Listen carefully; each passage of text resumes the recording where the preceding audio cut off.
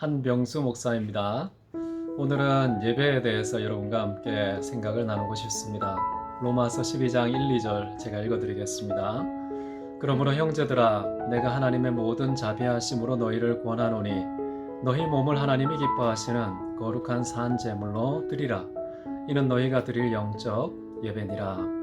너희는 이 세대를 본받지 말고 오직 마음을 새롭게 함으로 변화를 받아 하나님의 선하시고 기뻐하시고 온전하신 뜻이 무엇인지 분별하도록 하라.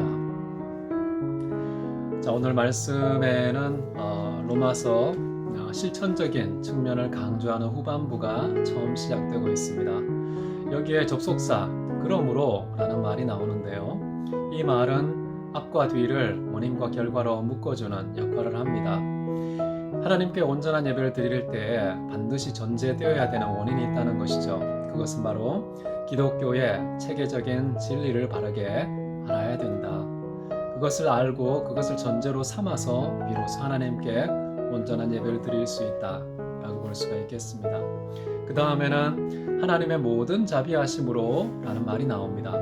자, 이 말은 어쩌면 1장부터 11장까지 사도 바울이 기독교의 체계적인 교리 또는 진리에 대해서 요약한 것이 아닌가 저는 생각하고 있습니다. 하나님의 존재와 하나님 행하신 모든 일을 하나로 압축한다면 하나님의 자비하심이라는 것이죠. 사도 바울은 이것에 근거해서 두 가지를 말합니다. 첫 번째는 형제들아 내가 너희에게 권면한다 라는 말을 하고요. 두 번째는 너희 몸을 하나님이 기뻐하시는 거룩한 산 제사로 드려라 라는 것이죠. 첫 번째 사도 바울이 자신의 사도적 권리, 교회 안에서 아주 높은 고위직을 가지고서 명령하고 지시하고 강압하는 그런 태도를 취하지 않고 하나님의 자비하심 때문에 내가 너희에게 권면한다 라고 말합니다. 그럼 기독교는 강제력과 공포를 조성해서 상대방의 마음이 위축되고 그렇게 해서 타율적으로 움직이게 만드는 그런 종교가 아닙니다. 기독교는 항상 감동과 감사의 마음을 불러일으켜서 자발적인 판단과 선택으로 하나님께 나아갈 수 있도록 하나님께 귀를 기울일 수 있도록 만드는 그런 자발성을 존중하고 또 강조하는 종교라고 할 수 있겠죠. 사도 바울은 하나님 앞에서 당신이 친히 하나님의 그 모든 자비하심을 체험했기 때문에 그 자비를 따라서 권면을 한다라고 말합니다. 정말 심장이 터질 것 같은 하나님의 그 자비를 낱낱이 경험했기 때문에 많은 사람들에게 정말 자발적인 기쁘고 부드럽고 아름답고 향기로운 그런 권면자가 될 수 있지 않았나 싶습니다. 두 번째는요. 하나님의 자비하심에 근거해서 뭘 해야 되느냐? 우리 모두가 우리의 몸을 하나님께 거룩한 산 제물로 드려야 된다라는 것이죠. 항상 하나님의 자비가 먼저이고 나중에 하나님을 향한 예배라는 것입니다. 정말 잘못된 종교와 신앙은 이것을 바꾸어서요. 하나님께 예배를 드리면서 하나님의 자비를 얻으려고 하는 신적인 어떤 자비의 취득을 위해서 마치 거래의 내용처럼 하나님께 예배하는 그런 태도를 취하는 것은 기독교적인 신앙이 아닙니다. 자칫 그런 순서대로 기독교가 세워진다면 제가 볼 때 기복신앙 또는 샤머니즘과 다르지 않을 가능성이 높습니다. 이 문제의 원인은 물론 목회자가 잘못했다고 생각해요. 늘 하나님께 예배 잘 드리면 복 받습니다 라는 말을 너무 많이 썼거든요. 부흥하기 위해서, 성도님들의 마음을 달래기 위해서 이렇게 사탕 발린 말을 많이 하다 보니까 신앙적인 의식에 잘못된 것이 새겨져서 마치 예배 드리는 것이 조건이 되고 그 예배의 근거에서 하나님이 복을 주시는 것은 결과인 것처럼 생각하기 쉬웠다는 것이죠.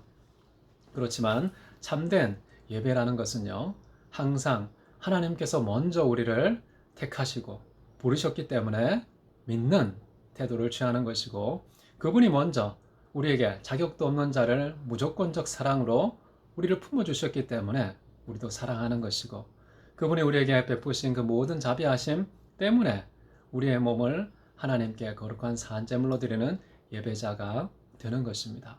이 순서가 절대 망각되지 않도록 해야 되겠죠. 중요한 것은 여기에서 예배하는 구체적인 내용에 대한 것입니다. 예, 우리가 하나님께 드리는 예배는 크게 두 가지로 구분할 수 있지 않습니까? 첫 번째는 고백적인 예배 또는 형식적인 예배, 주일날 특정한 시간, 특정한 공간, 특정한 순서를 따라서 드려지는 예배를 말합니다.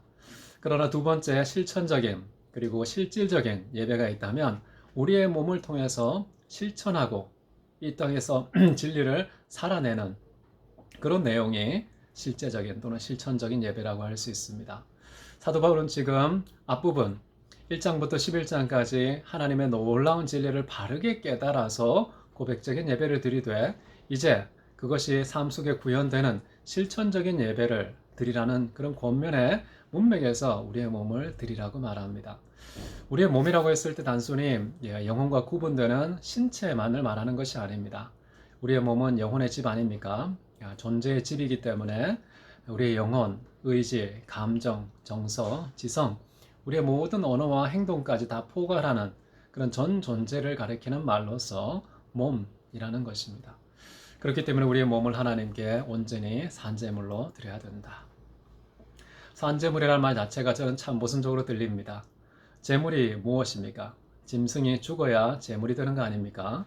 우리도 제물이 되려면 죽어야 마땅한데 산 제물이라고 해서 모순어법을 쓰고 있습니다. 이 말을 어떻게 이해하면 좋을까요? 저는 예수님의 죽으심과 부활 이것에 빗대어서 해석하는 것이 가장 좋다라고 생각합니다. 분명히 제사를 드리려면 제물이 되어야 되고 제물이 되기 위해서는 죽어야 하는데요. 누가 죽느냐? 우리의 육적인 자아, 이 땅에 죄악된 본성을 가진 자아가 죽어야지 제물이 된다.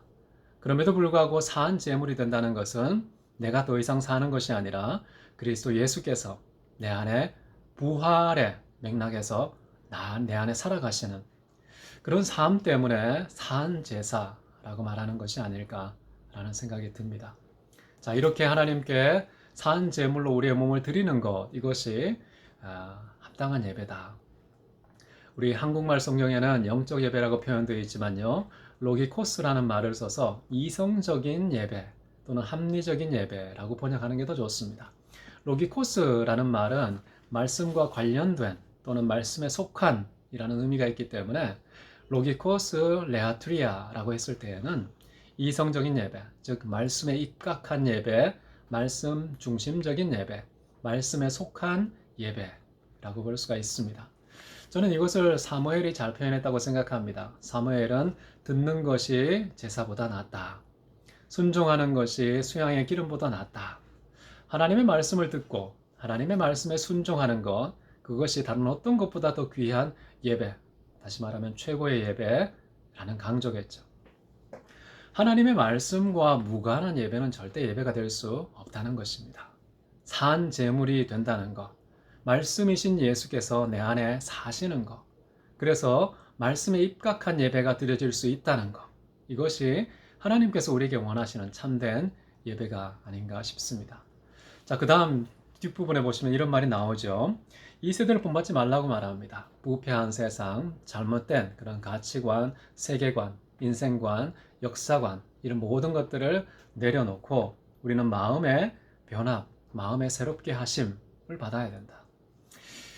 이 행위의 문제 이전에 마음의 변화가 선행해야 된다고 얘기를 합니다. 이런 마음의 변화는 어떻게 가능할까요? 오직 성령의 새롭게 하심 없이는 인간의 마음은 절대 변하지 않습니다. 몸은 우리가 운동을 통해서 또 많이 먹으며 또 건강하게 관리만 잘하면 변합니다. 그러나 마음은 좀처럼 변하지가 않는 것 같아요. 그 변화는 오직 성령께서 역사하실 때에만 주어지는 결과라고 생각합니다. 그렇게 마음으로 변화를 받아서 어떻게 해야 될까요? 여기 보면은 하나님의 선하시고 기뻐하시고 온전한 뜻이 무엇인지 분별하라. 자, 마지막 동사로서 분별하다. 자, 이 말이 저는 마음에 들지 않습니다. 물론 이해는 되지만 그러나 원문에 보면은 검증하다, 입증하다, 증거하다 이런 요소가 더 강한 말입니다. 그렇기 때문에 진정한 예배가 뭐냐? 마음으로 변화를 받아서요. 하나님의 온전하고 선하고 기뻐하신 그 뜻을 증명하는 데까지 이르러야 한다라는 거예요. 그래서 마음의 인격적인 변화를 통해서 삶의 실천적인 행위가 변화될 때에 비로소 많은 사람들의 눈에도 관찰되고 증명되는 그런 참된 예배자가 될 수 있다는 말이죠. 자, 우리는 어떻게 예배를 드리고 있습니까? 혹시 우리가 예배 드려야 된다는 공식, 하나님의 말씀에 입각해서 여전히 타율적인 근거를 마음에 품고서 하나님께 나아가지는 않습니까? 사도 바울은 우리에게 하나님의 모든 자비하심이 예배의 근거가 되어야 한다라는 것입니다. 예배의 정말 실천적인 내용은 바로 내가 사는 것이 아니라 그리스도 예수께서 내 안에 살 때에 말씀에 입각한 말씀 중심적인, 말씀 의존적인, 합당한 또는 이성적인 예배가 드려질 수 있다. 그 예배의 순서는 단순히 겉으로 나타난 행위만이 아니라 마음의 변화, 마음의 새롭게 하심을 성령의 도우심으로 받을 때 가능하다는 것. 단순히 마음속에 보이지 않는 형태로 고여 있는 것이 아니라요. 우리의 전 존재, 삶 전체로 드러나서 하나님의 온전하고 선하고 완전하신 그 뜻이 세상 사람 눈에도 증명되는 그런 증인의 삶을 살아갈 때 그것이 참된 예배자가 된다라고 이해하시면 좋겠습니다. 오늘 하루도 그런 멋진 예배자로 살아가는 저와 여러분 되시기를 기도합니다. 감사합니다.